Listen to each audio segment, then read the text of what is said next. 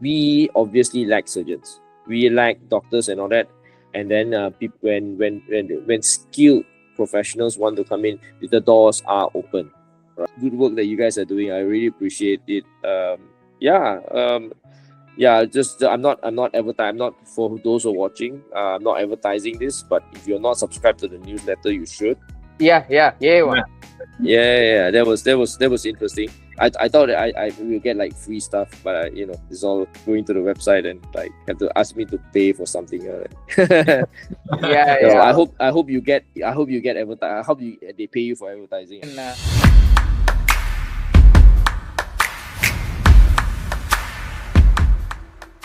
How's the work-life balance there? Do we work 5 days a week and take Saturday, Sunday off, or do we work 6 days a week? In India, it's 6 days a week, and plus the fellows might have an on-call day as well with no duty leave after that.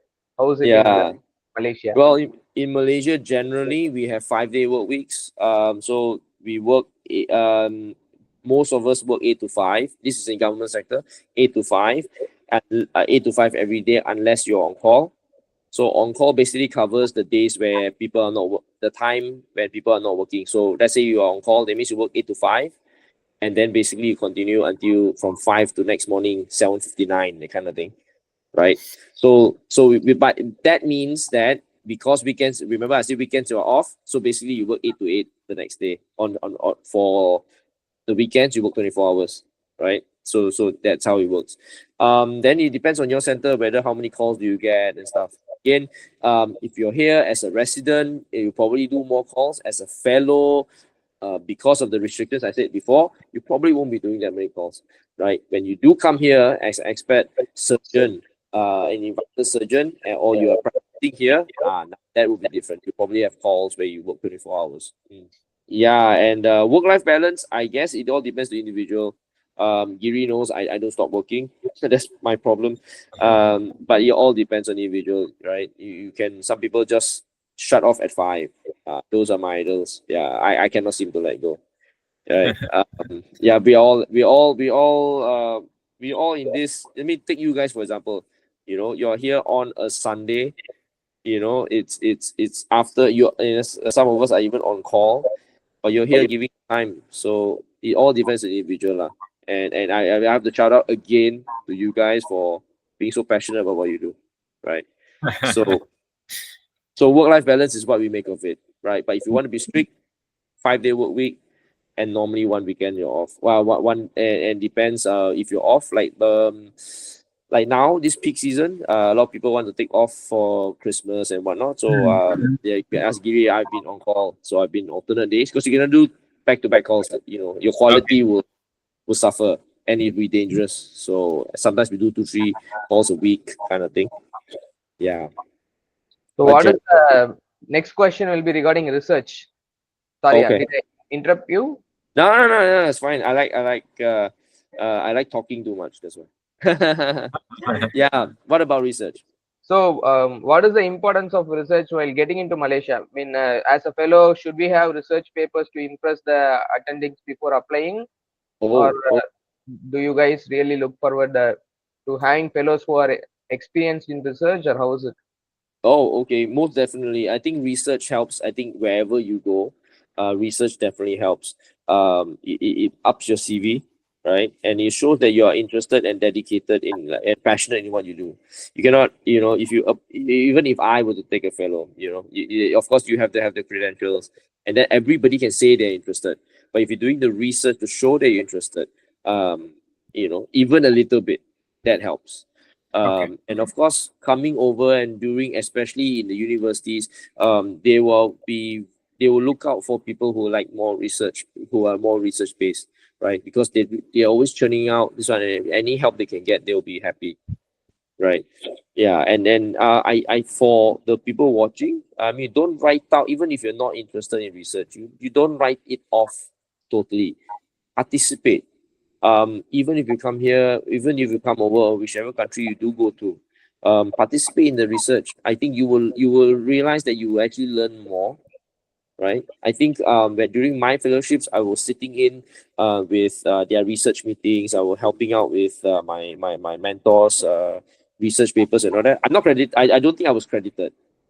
No, but I think I learned a lot in the process, right? Let's say you're a sports surgeon or you're a spine surgeon and you do some ultrasonic thing, ultrasound, ultrasound navigation or something like that. You will learn ultrasound navigation, even though your name is not there. So those are skills that you pick up. If you go research and you do cadaveric studies, where else can you like dissect and learn the anatomy so well and directly? So don't write it off. Participate. Yes, you need research. If you have research and you apply, it help. But even when you reach here, participate in the research. I think it's good, right? I believe in the research bit. I may not be very good at it, but I really believe that it helps. Yes.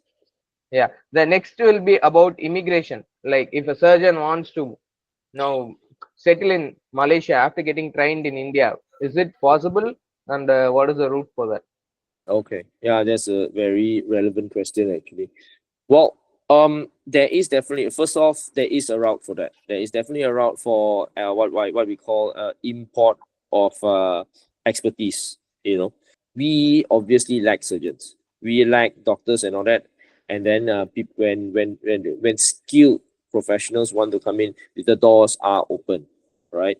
The only issue is that to clear with immigration, of course, and the qualification wise. We just have to run through the whole process of getting yourself registered with the National Specialist Registry, with basically the Ministry of Health. Right. Once that is done, so it's a two-way thing. You have to get yourself into the country under the working visa, and then to get the working visa, you need to get employed, and then to get employed, you also need the whole to be employed as the specialist. You need the whole National Specialist Registry thing. So everything I think has to probably go in tandem, right? So, If is there any requirement like you need FRCS or any cutoff that is made for entering into the specialist register? Oh, that one, it depends. I think it goes between it varies from specialty to specialty as well. For orthopedics in general, even if let's say even if you are a Malaysian who was trained overseas, they will probably means that you have to come back, get yourself registered in all this listed in all this list and all that you're here now back in Malaysia, and then you probably, depending on the center, depending on the specialty, like for example for orthopedics, generally they have to attach themselves either to a university or a government hospital for a period of 6 months to a year, and then they will go through this whole logbook process and basically be gazetted and say that okay, this guy is safe. Then you get registered into the NSR. I personally know surgeons who are trained and practice overseas, Taiwan and the UK, and they miss home, and they finally came back after 10, 20 years. They went through the process. But of course, once you get in, you're not a government servant, right? So these are the only this is the way that they start working in the private centers. So you So, have a but probation period of 6 months, and after that you will be entering the NSR. yeah, Okay. but most probably not again.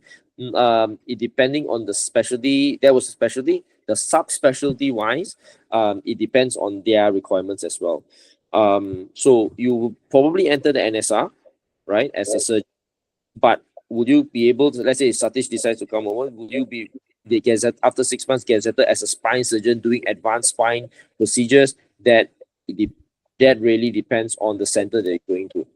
Okay. Because as a general NSR will probably be okay, but once you get to your private center, I guess it depends on them whether they what they credential you for, what the hospital you're in credentials you for. Yeah. Okay. Okay, that's a very elaborate answer. You've taken us step by step. Once you come into Malaysia, how is the language requirement? For example, when you go to France or Germany, it's very imperative to learn their local language to survive there and listen to the patients. Is Malaysia English friendly, or should we know the local language to survive there? Now I'm more comfortable. Yeah, now we're not talking about work, it's fine. Malaysia is a multiracial, multicultural country. For those who don't know, the peoples are made up like I was sharing with Giri just now, like it's about 70% locals, meaning the whoever came first, which basically a majority will be the Malays, our Malay friends, and then all the small tribes in Sabah, where I am, Sarawak, and all the other small tribes everywhere else as well. The rest of the 30% are made up of 20%, probably 20%, close to 20% Chinese and 10% Indians. Those are the three major races. So, language-wise, our official language is Malay, but the major secondary language is English, and hence most of us can actually speak English pretty okay, right? Our road signs are in Malay and English, right? Yeah, so it shouldn't be that bad. And most generally, if our Indian friends and all that, generally the language that they speak will be Tamil. Yeah. Okay. Yeah, Wow. Oh, yeah, it will that's be Tamil. So bonus for us. yeah, I mean, but you know, then we have like some friends who it's just like the Chinese. We speak dialects. We have a few dialects that we like. You know, like I'm like my dad is one dialect, my mom is another, so Yeah, I yeah, know both, that kind of thing. So of course we have Tamil, we have Malayalam, Telugu. I think all that. You know, I don't know the difference, but you know, I know people who can speak most of them, Okay. some of them. Mhm. Yeah. And yeah, which brings me to, I think when it comes to languages, it always brings me to start talking about food as well.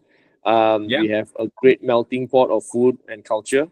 Um, and yeah, it's good. So you know, don't have to worry that you know if you come here then you'll be eating like bacon and bread every day, like you know, the countries that you have done fellowship. You don't need to worry about that. There's rice, there's roti, there's chai. I think we can get that. If you're tired of that, you can always go to Chinese, and we Mhm. have our local cuisine as well. So I think I think coming here will be easier. I think less because we're all Asian, all right. And then I think Malaysia, and like most countries in Asia, our Asian hospitality is really is not a joke. Everywhere you go in Asia, you probably feel a bit more welcome than when you go compared to where you guys went. I guess I won't say where, but probably where we were.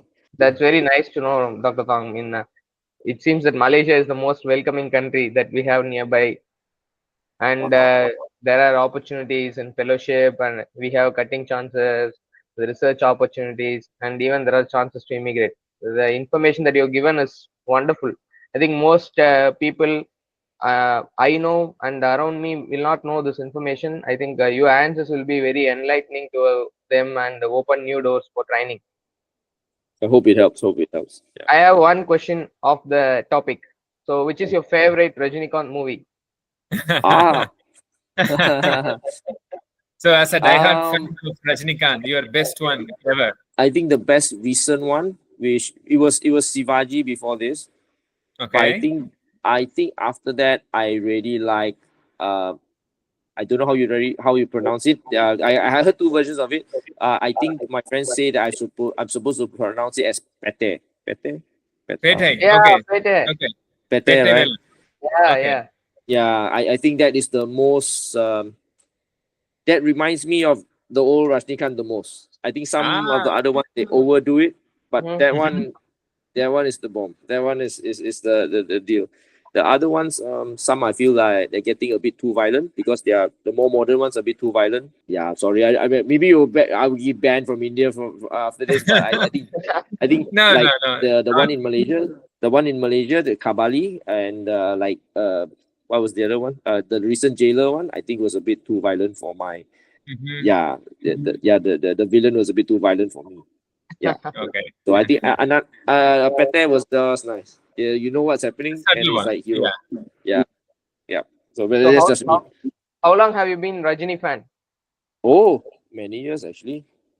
Many years. Like I said, we have we are multicultural country, many races and all that. So we have a lot of friends.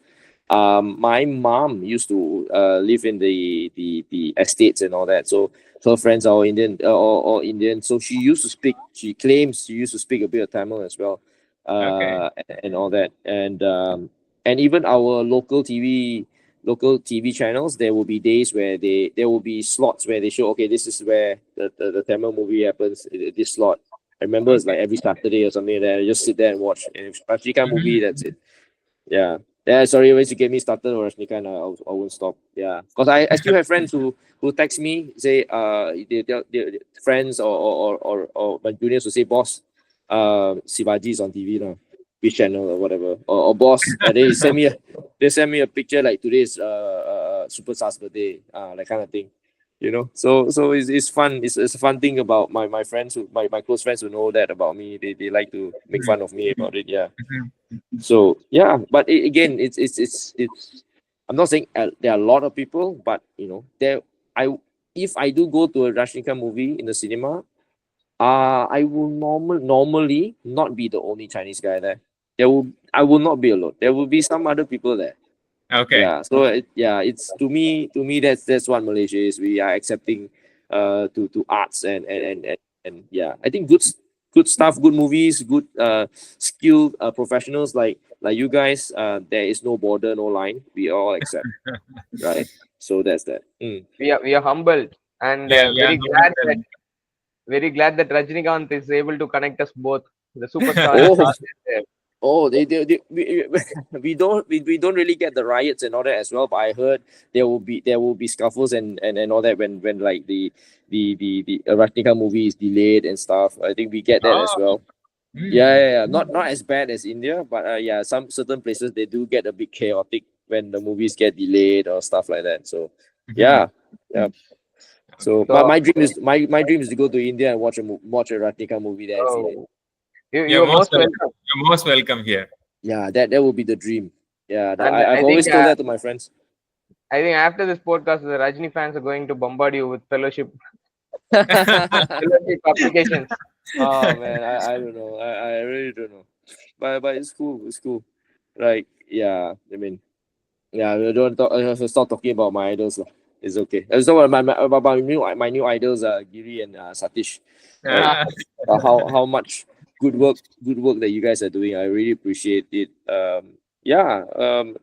Yeah, just I'm not advertising. I'm not for those who are watching. I'm not advertising this, but if you're not subscribed to the newsletter, you should. It oh, is uh, it is good. I learn stuff, even though especially for people like me, people, a lot of us, right, who are maybe senior or busy, and you left training a long time ago, medical school a long time ago, or orthopedics a long time ago. I think it is a good, concise way of getting new information or refresh of little tidbits in a very short time. Yeah, it won't take as long as this podcast also. So Yeah. I think it's a very good thing, and I'm very proud of knowing Giri and now Satish. I know I'm very proud to know two people who are actually doing this. So congrats to you guys, and thank you. Yeah, I will tell my residents and my fellows to follow you guys as well. Short of checking whether they do it or not, that's that I know that one I apologize. I don't really check, but I do promote it because it's good. It is good and concise, But it's a bit spine and sports based. to Yeah, more spine and sports based, I think. But I mean the past recent issues, except the last one was the AI one, right? Last one, the previous one was the AI one.